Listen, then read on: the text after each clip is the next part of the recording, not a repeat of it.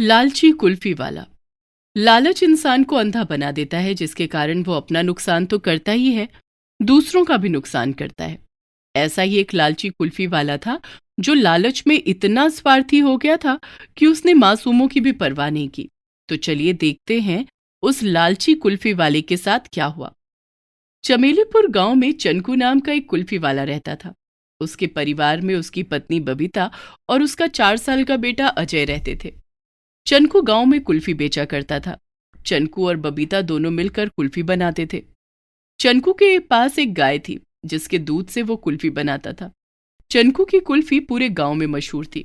बच्चे तो क्या, बड़े भी चनकू की कुल्फी खाने के लिए उसके पास आया करते थे। वो रोज गांव के सरकारी स्कूल के बाहर अपनी कुल्फी बेचा करता।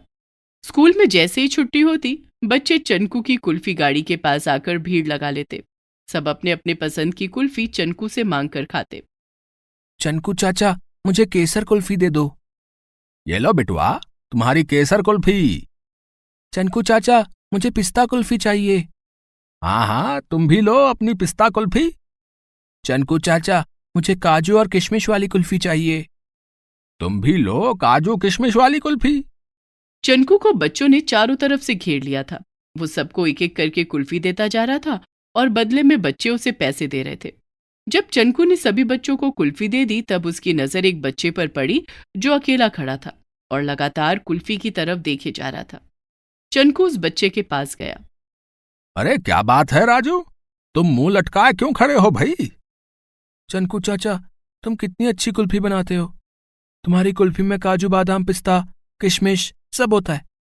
मेरा भी बहुत मन है कि मैं कुल्फी खाऊं, लेकिन आज माँ ने मुझे पैसे ही नहीं दिए।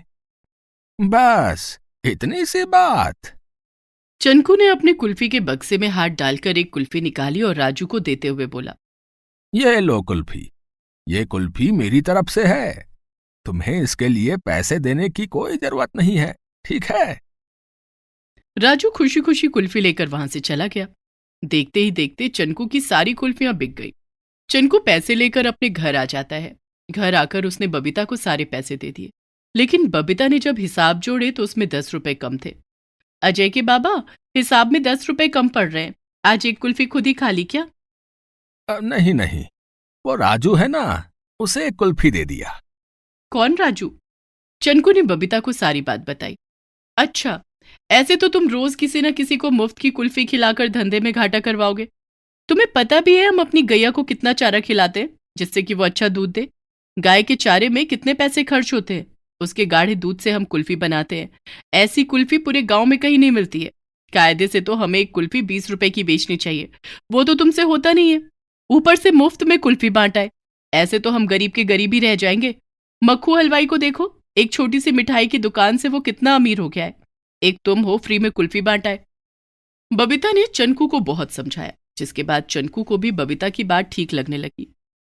बबीता की बातों से चनकू के मन में लालच आ जाता है। तुम ठीक कहती हो अजय की माँ, अगर हमें पैसे कमाने हैं तो भलाई का काम छोड़ना पड़ेगा। मेरी मानो तो अब कुल्फी बनाने का तरीका भी बदल दो, जिससे हमें कम लागत में ज्यादा मुनाफा होगा। वो कैसे? अब हम अपनी गैया को चारा कम खिलाएंगे और उसे गांव में खुला छोड़ देंगे। हमारी गैया समझकर लोग उसे कुछ ना कुछ खाने के लिए दे ही देंगे।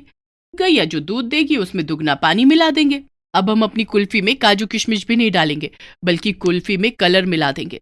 अलग अलग रंग की कुल्फी देखकर बच्चे ज्यादा कुल्फी खाने आएंगे।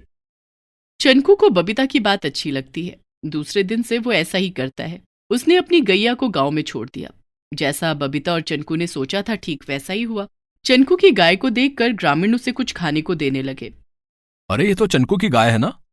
हाँ, ये तो उसी की गाय है। चनकू इसके दूध की कुल्फी बनाता है। चनकू की कुल्फी बहुत स्वादिष्ट होती है। तुम इस गाय को कुछ खाने को दे दो। घर में गुड़ और रोटी रखी है, इसे खिला देती हूँ। सीता घर के अंदर जाकर गुड़ और रोटी ले आती है और चनकू की गाय को खिला देती है। इसी तरह गांव के दूसरे लोग भी चनकू की गाय को कुछ न कुछ खिला देते। शाम तक उसका पेट भर गया और वो वापस घर आ गई। देखो तो, आज हमारी गैया का पेट कितना भरा हुआ है। मैं ना कहती थी कि गांव वाले इसे जरूर कुछ ना कुछ खिलाएंगे। हमारा चारा का पैसा भी बच गया और इसे अलग अलग स्वाद भी चखने को मिल गया। हाँ, तुम ठीक कह रही थी। अब जल्दी से इसका दूध निकालो। बबीता एक बाल्टी में गाय का दूध निकालती है और फिर उसमें 2 बाल्टी पानी मिला देती है। ये तुमने बहुत अच्छा किया।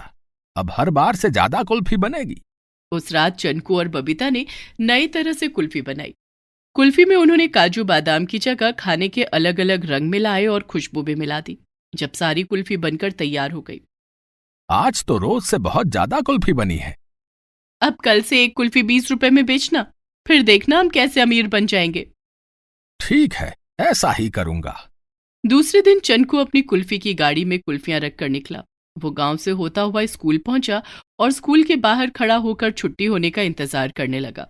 जब स्कूल की छुट्टी हुई तो रोज की तरह बच्चे दौड़कर उसके पास आए और उससे कुल्फी मांगने लगे। चनकू चाचा, पिस्ता कुल्फी दो ना। हाँ हाँ बेटुआ, ये लो पिस्ता कुल्फी। चनकू उस बच्चे को एक हरे कलर वाली कुल्फी निकाल कर दे देता है, जिसमें से पिस्ता की खुशबू तो आ रही थी लेकिन उसमें पिस्ता नहीं था। चनकू ने उस बच्चे से पिस्ता कुल्फी के 20 रुपए मांगे। लेकिन चनकू चाचा, तुम तो कुल्फी 10 रुपए की देते थे। अरे बेटुआ, ये कुल्फी बड़ी हाई फाई है, इसमें बहुत महंगी महंगी चीजें डाली हैं। चनकू चाचा, इस कुल्फी में तो पिस्ता है ही नहीं, और ये तो पहले वाली कुल्फी जैसी नहीं है। इसमें तो दूध का स्वाद भी नहीं है, सिर्फ बर्फ ही बर्फ है। मुझे नहीं खानी है कुल्फी। इसी तरह दूसरे बच्चे भी जिन्होंने चनकू से अपने अपने पसंद की कुल्फी खरीदी थी, वे सभी शिकायत करने लगते हैं। चनकू चाचा, इस कुल्फी में काजू बादाम नहीं है और इसका स्वाद भी अच्छा नहीं है। आपने कुल्फी महंगी भी कर दी। इतना कहकर वो बच्चा कुल्फी जमीन पर फेंक देता है और चनकू से कहता है, आप मेरे पैसे वापस कर दो। अरे हट, पैसे वापस मांग रहा है?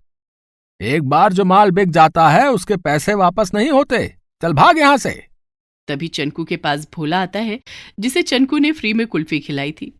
भोला चनकू से कहता है, चनकू चाचा, मुझे आज एक पिस्ता कुल्फी दो ना, लेकिन मेरे पास पैसे नहीं है। चनकू ने भोला को जोर से धक्का देते हुए कहा, यहां धंधा मंदा हो रहा है और तुझे फ्री की कुल्फी खानी है? जब जेब में पैसे नहीं होते तो कुल्फी खाने क्यों आ जाता है? कोई कुल्फी वुल्फी नहीं मिलेगी। चनकू के धक्का देने के कारण भोला के सिर पर चोट लग जाती है। भोला चनकू से कुछ नहीं कहता और चुपचाप वहां से उठकर चला जाता है। उस दिन चनकू का मूड बहुत खराब था। सारी कुल्फियां नहीं बिकी थी। घर आकर उसने बबीता को सारी बात बताई। बच्चों को पहले से बढ़िया दूध और मावे वाली कुल्फी खिलाकर तुमने उनकी आदत बिगाड़ दी है, इसीलिए वो तुम्हारी कुल्फी नहीं खा रहे। कल से पड़ोस के गांव में जाकर कुल्फी बेचना। वहां तुम्हारी कुल्फी किसी ने नहीं खाई है, वहां किसी को कुछ पता ही नहीं चलेगा। हाँ, ये ठीक रहेगा। मैं कल ही पड़ोस के गांव में जाऊंगा। दूसरे दिन चनकू अपनी बची हुई सारी कुल्फी लेकर पड़ोस के गांव में जाने लगा। वहां उसकी कुल्फी बिकने लगी। वो 20 रुपए की एक कुल्फी बेचा करता। इधर बबीता रोज अपनी गाय को गांव में खुला छोड़ देती। गांव वाले उसे जो कुछ खाने को देते उसी से उसका पेट भर जाता। इस तरह बबीता और चनकू गाय के चारा का पैसा भी बचा रहे थे और पड़ोस के गांव में कुल्फी बेचकर पैसे भी कमा रहे थे। एक दिन दोनों रात में कुल्फी बना रहे थे, तभी दूध में एक छिपकली गिर गई। अरे ये क्या हो गया? सारा दूध बर्बाद हो गया। अब इस दूध की कुल्फी नहीं बन सकती। पागल हो गए हो क्या? सारा दूध फेंक दोगे तो कल क्या बेचोगे? लेकिन किसी को बात पता चल गई तो? किसी को कुछ पता नहीं चलेगा। पड़ोस के गांव वालों को क्या पता कि तुम कहाँ रहते हो। ठीक है, चलो फिर जल्दी जल्दी कुल्फी बनाते हैं। चनकू और बबीता उसी दूध की कुल्फी बनाने लगते हैं जिसमें छिपकली गिर गई थी। उनका बेटा अजय खाना खाकर सो चुका था। वो दोनों भी कुल्फी बनाकर उसे फ्रिज में रखकर सो जाते हैं। आधी रात को अजय की नींद खुलती है। माँ और बाबा मुझे कभी कुल्फी खाने के लिए नहीं देते। आज तो मैं कुल्फी खाकर रहूंगा। अजय फ्रिज में से एक कुल्फी निकालकर खाने लगा। कुल्फी खाने की थोड़ी देर बाद ही वो जमीन पर गिर गया और छटपटाने लगा। वो जोर जोर से रोने लगा। उसके रोने की आवाज सुनकर बबीता और चनकू की नींद खुल गई।